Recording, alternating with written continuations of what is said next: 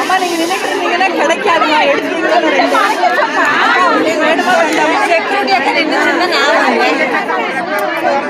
அவ்வளவுதான். அப்படி பொறுமையா நிக்கிறாங்க அங்க எல்லாருமே. அக்கா வேணுமா வேண்டாமா? அது எடுங்க, அந்த சேலை எடுங்க.